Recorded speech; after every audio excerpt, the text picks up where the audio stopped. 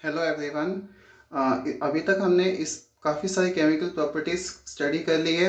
अब हम next chemical property की तरफ बढ़ते हैं, that is reaction of metal with chlorine. Metal जो होते हैं वो क्लोरीन के साथ रिएक्शंस कर सकते हैं, और आपको पता है कि मेटल जो होते हैं वो मोर एक्टिव भी होते हैं और लेस एक्टिव भी होते हैं। ठीक है, तो यहाँ पे आपको समझना है जो मेटल्स होते हैं वो मोर एक्टिव भी हो सकते हैं।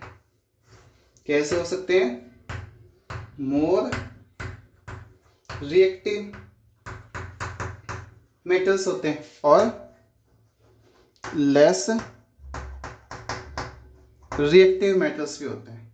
तो यहाँ पे मेटल जो है, चाहे more reactive less reactive metal, अगर क्लोरीन के साथ, क्लोरीन गैस कह सकते हैं, क्लोरीन के साथ रिएक्शन, गैस के साथ रिएक्शन करते हैं तो क्या बनेगा? मेटल क्लोराइड बनाएगा।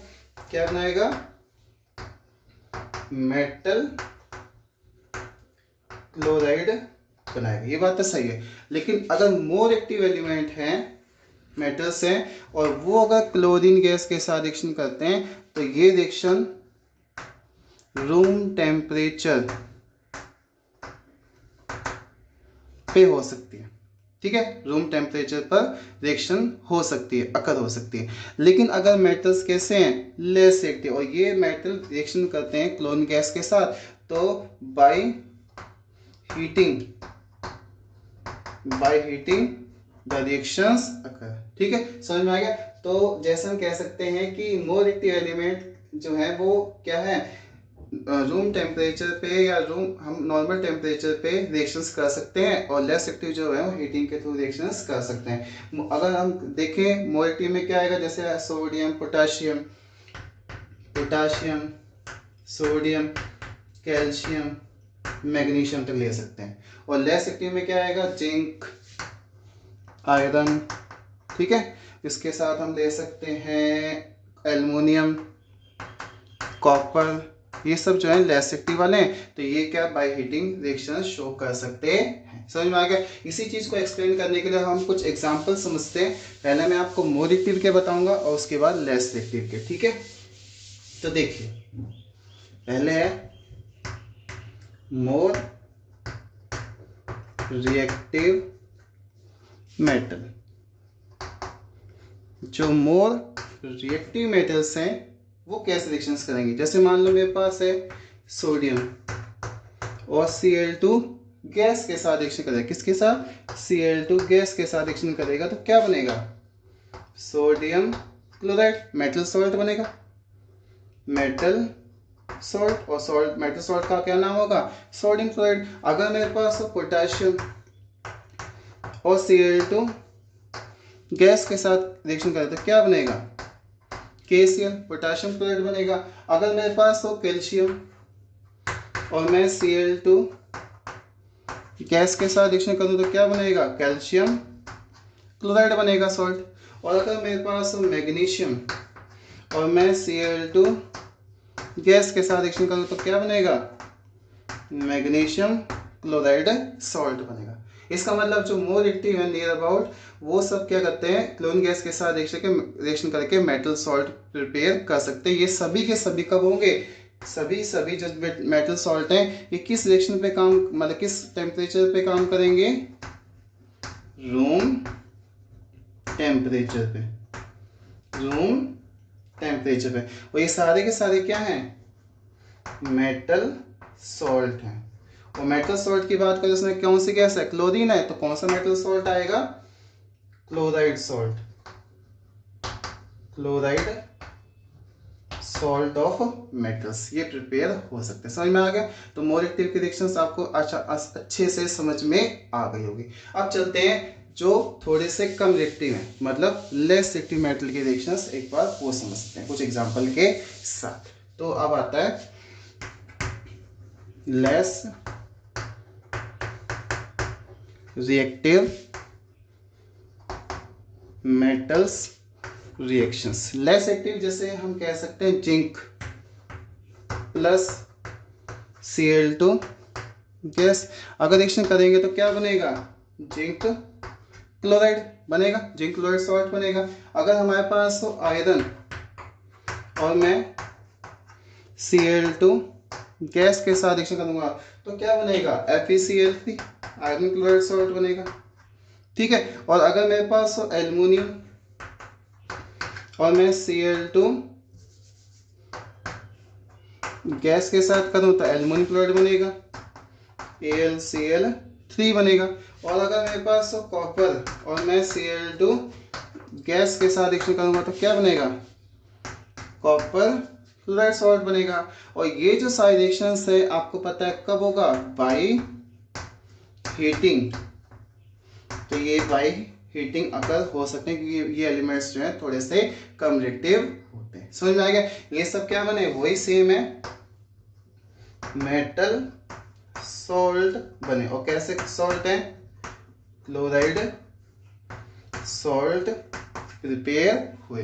Very very less active element जो है वो भी क्लोरीन गैस के साथ रिएक्शन बहुत कम करते हैं, लेकिन उसमें आपको याद होगा एक्वा रिजेक्ट सेक्शन बताया था, वो एक्सेप्शन है। ठीक है, समझ में आएगा। इस तरीके से हम कह सकते हैं कि मेटल जो होते हैं क्लोरीन गैस के साथ रिएक्शंस कर सकते हैं। अब चलते हैं next chemical property, reaction of metal with hydrogen gas. और इस केस को समझने के लिए आपको याद रखना है कि ये रिएक्शन जो होती है वो हाईली रिएक्टिव मेटल के साथ हो सकती है, लेस एक्टिव वालों के साथ ये रिएक्शन नहीं होती है। ठीक है, तो reaction of metal with hydrogen gas. ठीक है, हाइड्रोजन गैस के साथ रिएक्शन है। तो अगर कोई मेटल, और मेटल यहाँ पे केस होना चाहिए मोर रिएक्टिव का, तो मोर रिएक्टिव एलिमेंट अगर हाइड्रोजन गैस के साथ रिएक्शन करेगा तो क्या बनाएगा, metal hydride, metal hydride form करते हैं। जैसे एग्जांपल समझ लेते हैं हम इस चीज को समझने के लिए। एग्जांपल है हमारे पास, पहला होता है सोडियम मेटल जो कि मोर रिएक्टिव है। अगर हाइड्रोजन गैस के साथ रिएक्शन करेगा तो क्या बनेगा, मेटल हाइड्राइड। और इस मेटल हाइड्राइड का क्या नाम होगा, सोडियम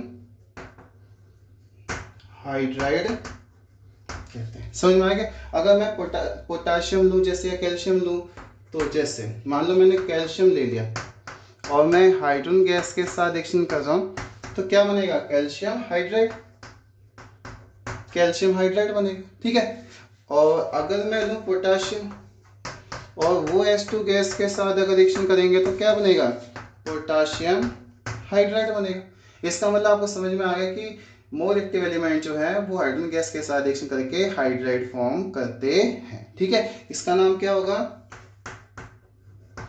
कैल्शियम हाइड्राइड। इसका क्या नाम होगा, पोटाशियम हाइड्राइड कहते हैं। समझ में आ गया। तो मेटल जो है वो रिएक्टिव हाइड्रोजन गैस के साथ रिएक्शन करके मेटल हाइड्राइड बना सकते हैं। तो ये है कुछ केमिकल प्रॉपर्टीज ऑफ मेटल। इसके बाद एक छोटा सेक्शन बच गया, that is reducing behaviour of metals. ठीक है, वो एक बार समझते हैं और फिर आगे देखते हैं। तो नेक्स्ट है रिड्यूसिंग बिहेवियर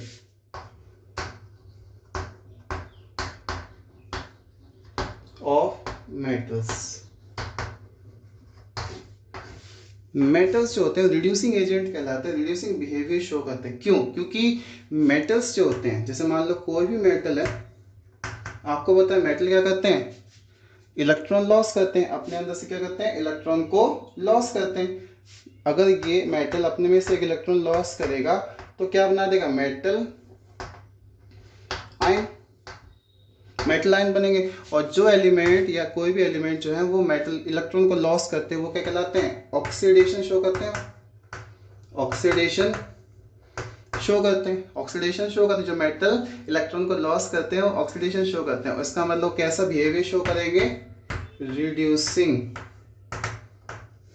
एजेंट का बिहेवियर शो करते हैं। एग्जांपल से इसको समझते हैं। जैसे आपको पता है सोडियम मेटल है, वो अपने में से एक इलेक्ट्रॉन लॉस कर सकता है, एक इलेक्ट्रॉन लॉस कर लिया, इसका मतलब यहाँ पे क्या हुआ है, ऑक्सीडेशन हुआ, और किसका रिडक्शन करवा दिया, क्लोरीन का। तो क्लोरीन जो है उसमें एक इलेक्ट्रॉन क्या हो जाएगा, ऐड हो जाएगा, और क्या बना देगा, Cl नेगेटिव आयन।